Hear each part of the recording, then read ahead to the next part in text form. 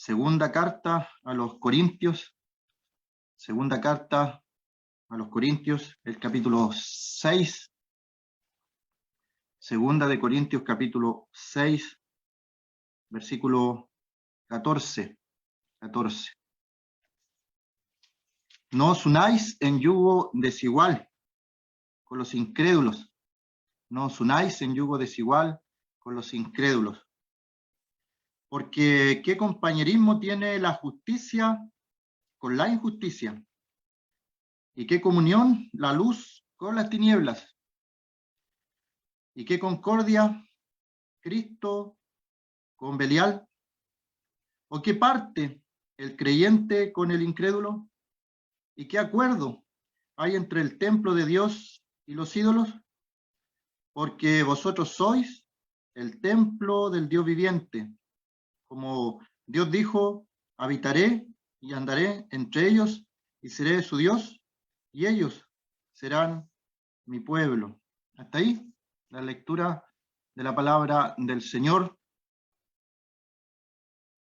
Muchas veces las personas piensan en una tercera opción, en un tercer camino. No son muy buenos para ir al cielo, piensan ellos, pero tampoco son muy malos para ir al infierno. Entonces, en la mente humana se han creado otros caminos, otras alternativas, que la Biblia nada dice de ello. Y aquí claramente establece Dios diferencias marcadas, grandes, límites que no se pueden traspasar. En otras oportunidades hemos hablado de la luz de este mundo. La luz en las tinieblas resplandece y la luz se presenta a este mundo.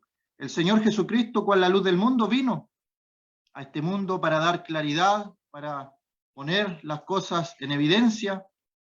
Y hay personas que creen y hay personas que no creen, lamentablemente. Aquí mismo en Corintios, en el capítulo 5, nos dirá el apóstol Pablo, al que no conoció pecado, por nosotros lo hizo pecado para que nosotros fuésemos hechos justicia de Dios en él. O sea, los creyentes hemos sido hechos justicia de Dios en él, en el Señor Jesucristo. Y por eso comienza aquí este pasaje diciendo, ¿qué compañerismo tiene la justicia con la injusticia? La idea sería hacerlo pensar, si usted está en la justicia, que sería un creyente, un salvado, alguien que ha recibido al Señor Jesucristo como Salvador, o todavía se encuentra en la injusticia. No hay otra parte. No hay, es que algunos dicen, no soy tan malvado, yo sé que soy malo, que soy pecador, como dice usted, pero, y ese pero significa que algo dentro de ellos les dice que no son tan malos para irse al infierno.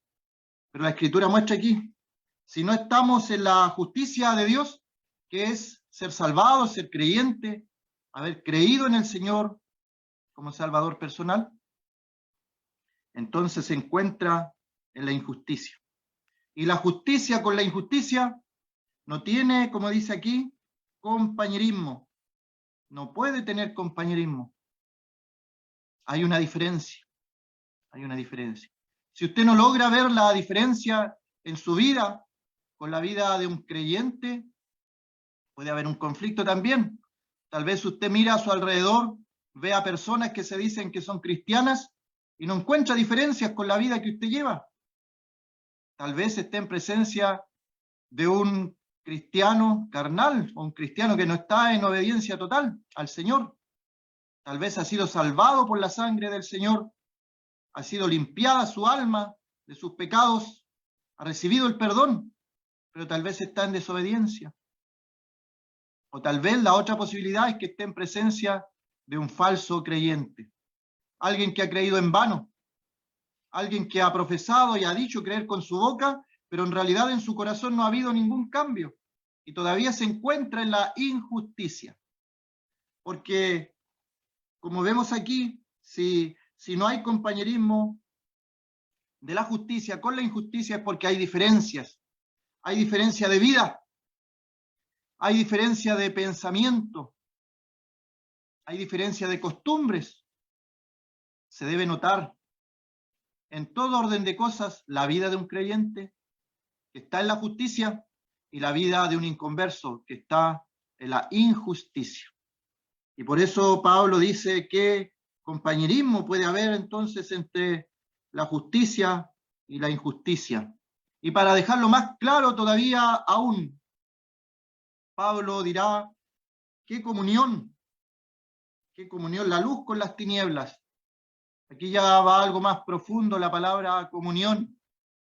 Encierra tener en común varias cosas. Cada uno de los creyentes que ha sido salvado por la gracia del Señor tiene comunión con otros creyentes, con otros salvados, con otros hijos de Dios. Estamos en la luz, pero dice, ¿qué comunión? ¿Qué comunión puede haber de la luz con las tinieblas?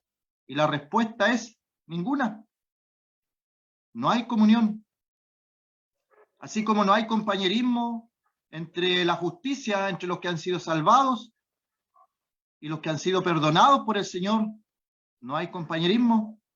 Aquí tampoco hay una comunión entre la luz, que representa todo lo divino, todo lo de Dios, todo lo que el Señor vino a este mundo a mostrar, que lo miráramos a Él, muriendo en la cruz del Calvario por nuestros pecados, que creyéramos para salvación en su obra redentora. Hay un hombre que por su incredulidad clamó y dijo, creo, Señor, ayuda mi incredulidad. Se dio cuenta que algo estaba pasando en él y pidió al Señor ayuda en su incredulidad. La idea es que tomes conciencia, que no te engañes a ti mismo, pensando que si estás, por ejemplo, en un lugar congregándote, por el solo hecho de congregarte, de saber himnos, de saber algún coro, de saber historias de la Biblia, entonces tú ya eres parte de la iglesia. Para ser parte hay que haber pasado por la cruz de nuestro Señor. Haber llegado a un momento en tu vida que te reconociste a ti mismo pecador. Soy un morador de las tinieblas, que no ha hecho nada bien delante del Señor, que merezco el justo juicio de parte de Dios.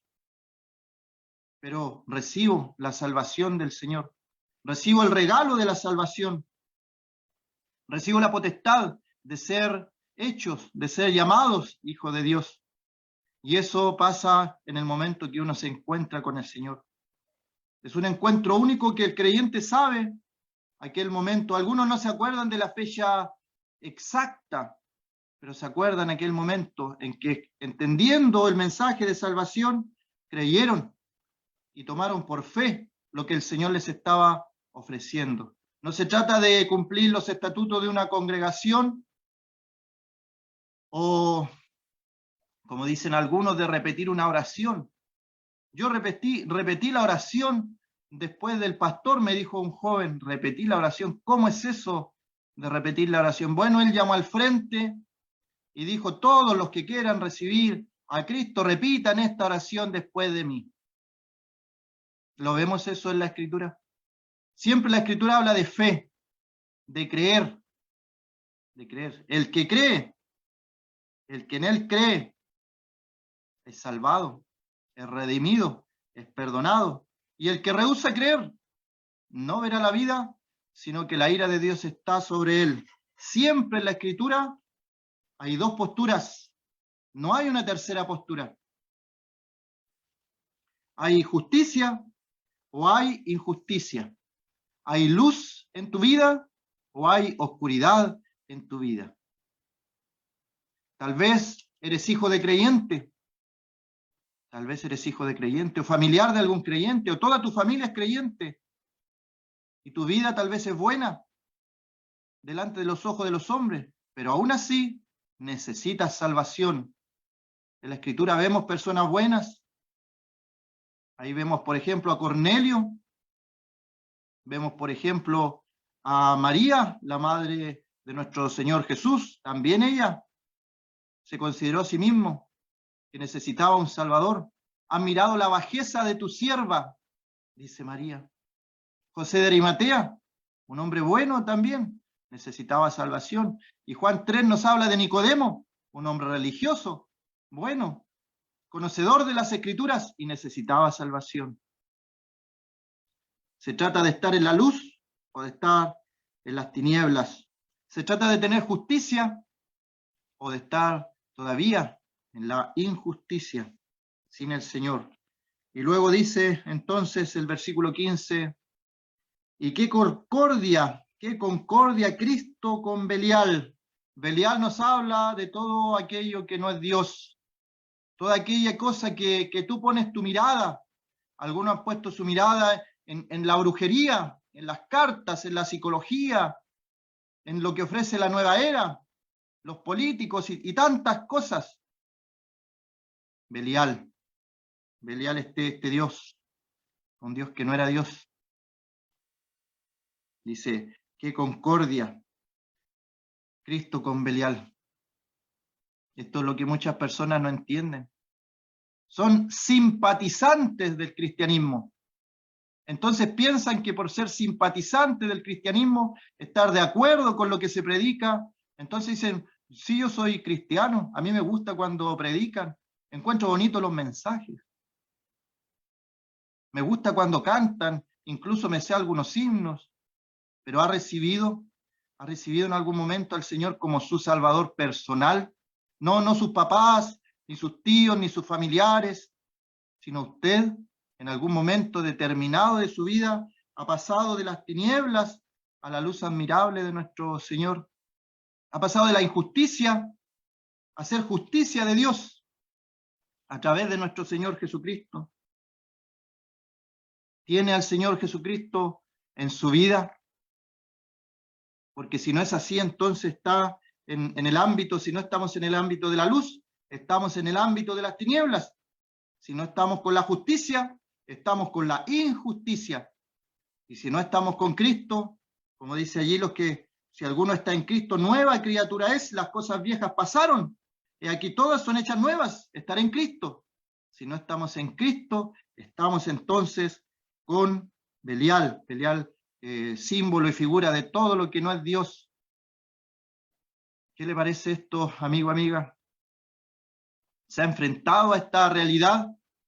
¿Se ha enfrentado a esta realidad de que si usted no tiene al Señor Jesucristo como Salvador, aunque simpatice mucho con los cristianos, aunque le gusten los himnos, los coros y se sepa historia de la Biblia, si usted en algún momento de su vida no ha recibido al Señor como su Salvador personal, todavía está en sus delitos y pecados, todavía está en el ámbito de la injusticia y todavía está en el mundo de las tinieblas. Y lo hemos dicho otras oportunidades. El que está en tinieblas está bajo el dominio del enemigo, de Satanás, el diablo, de la serpiente antigua, del enemigo, del acusador de las almas.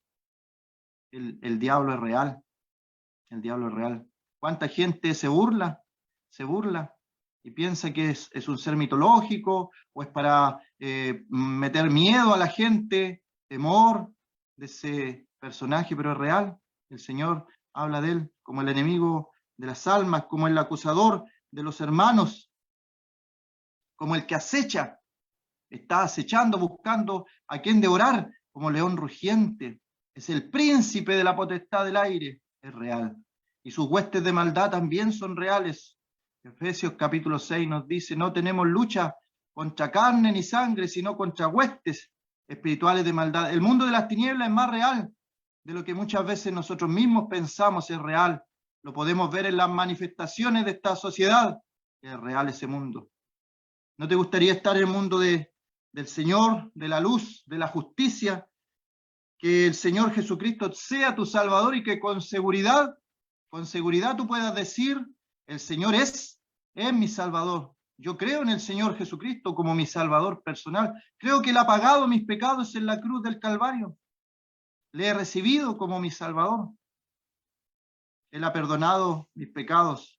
Él lo prometió en su palabra, que si nosotros creíamos entonces Él nos perdonaría. Yo he creído, y la palabra dice que Él me ha perdonado, que no se acuerda más de mis pecados, de mis transgresiones, que los ha echado en figura, los ha echado en el fondo del mar, tan lejos como está el oriente del occidente, los ha alejado y me ha perdonado. No se acuerda más de mis pecados. El Señor lo dice en su palabra y yo lo creo. ¿Has tenido esta experiencia? La sangre preciosa del Señor Jesucristo nos limpia de todo pecado, de todo pecado. Ningún pecado queda excluido en esa frase. Todo pecado queda perdonado. No te sientas muy pecador de decir, bueno, esos pecados nadie me los puede perdonar. El Señor sí puede. Su sangre preciosa puede perdonar, limpiar cualquier pecado, incluso de nuestras conciencias de obras muertas, para servir al Dios vivo. Ven al Señor Jesucristo para salvación y andarás en luz.